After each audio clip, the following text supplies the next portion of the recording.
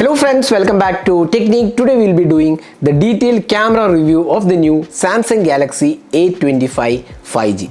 So Samsung Galaxy A25 5G comes with a triple camera setup and also has a 13 megapixel selfie camera. So let's see how good the camera experience is on this device. So Samsung Galaxy A25 5G is priced below the 30,000 rupees segment, and it also comes with the optical image stabilization for the rear camera. So let's go straight into the camera hardware first, and then let's have a look at the camera sample. So before that, if this is your first time on this channel, do hit that subscribe button and also hit the bell icon to get notified of all the videos we publish. So let's begin. So the primary camera on this device is a 50 megapixel shooter. So Samsung has not mentioned the other sensor details, but we expect it's a Samsung sensor. Now this is with f1.8 aperture. Then you get a secondary 8 megapixel ultra wide angle camera with f2.2 aperture, and then you have a third 2 megapixel macro shooter with f2.4 aperture.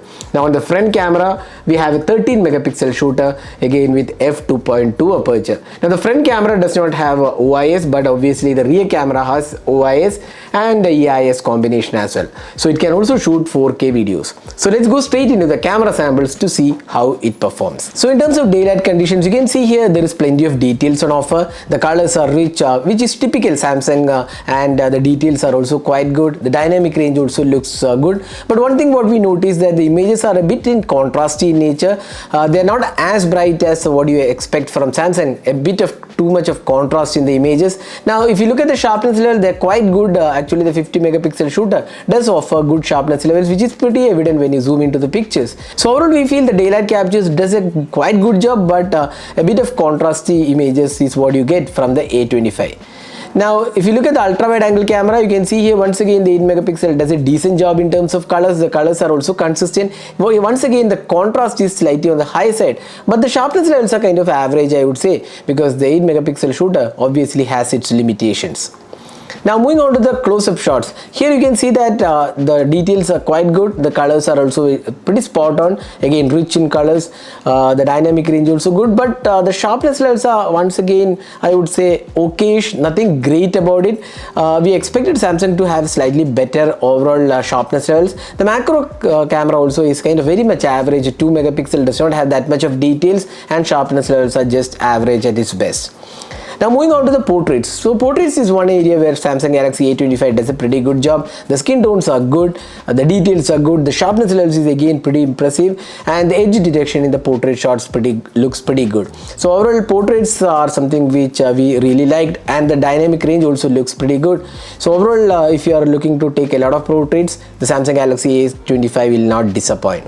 Now moving on to the low light captures. In indoor lighting conditions, it does produce decent results, but once again sharpness levels is okayish, I would say, nothing great actually. It could have been slightly better overall. Now when it comes to extreme low light, you can see that once again details are good, but it doesn't have that kind of sharpness levels, and images are a bit too soft in nature, especially when the night mode is turned down. Images looks a bit too soft, but there is good amount of details, and even dynamic range also looks great. So that way it is good, but then the sharpness levels needs a bit more fine tuning. So those were the low light captures from the Samsung Galaxy A25 5G. Now moving on to the video recording. This is the 4K 30 FPS video. That's the highest resolution available. You can see there is OIS support, but lack of EIS means that the footage is not exactly stable, and you can see a small jerk here and there, and this is not the best camera footage we have seen in this price segment. So 4K is kind of okayish, I would say.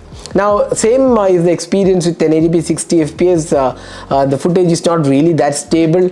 It is decent, I would say, but colors are good, and sharpness levels are also good, so that way it is pretty good, but then stabilization is not that great. Now the 1080p 30 fps has EIS and OIS support, so here the footage is more stable, but again while panning you can see that it's not very smooth transition, so that way there needs to be a bit more fine tuning for the video recording. Now the ultra wide can shoot in 1080p resolution, and it's kind of decent experience, I would say, with the 8 megapixel shooter. So that's the video recording of the device.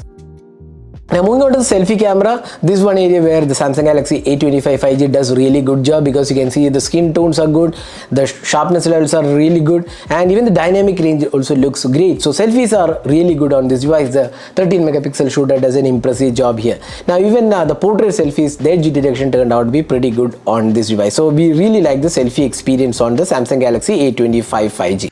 So this is the front facing camera sample taken with the Samsung Galaxy A25 5G. So you can judge yourself how good the clarity of the videos. It also it only supports actually 1080p at 30 fps. There's no 4K for the selfie camera, so you can judge how good the quality is, and also the detailing and the sound experience.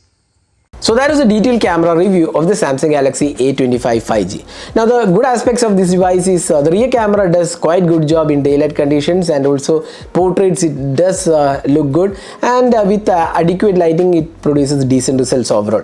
But the contrast is slightly on the higher side in the images. That could have been fixed with software updates, and portraits are something which we really like, but ultra wide angle camera and the macros are kind of very much average, I would say, and even the low light experience looks pretty much average at its best, because you can see that the details are not that great, and sharpness levels also needs a bit more fine tuning. Now the selfies are pretty good actually. Again, selfies are more of a personal choice, so you can judge based on how good you like the selfies, and so those were the camera aspects about the Samsung Galaxy A25 5G. So overall we would say it's kind of a decent experience, nothing great at this price segment. Samsung could have done better with Samsung Galaxy A25 5G, at least at the 30,000 price segment. We expected Samsung to have a slightly better camera overall. So what do you guys think about the cameras on the Samsung Galaxy A25 5G? Do let us know your thoughts in the comment section. This is Nirmal signing off with a camera review of the Samsung Galaxy A25 5G. Hope you enjoyed watching this video. Do hit that like button and also hit the subscribe button for more videos. Thanks for watching. Have a great day.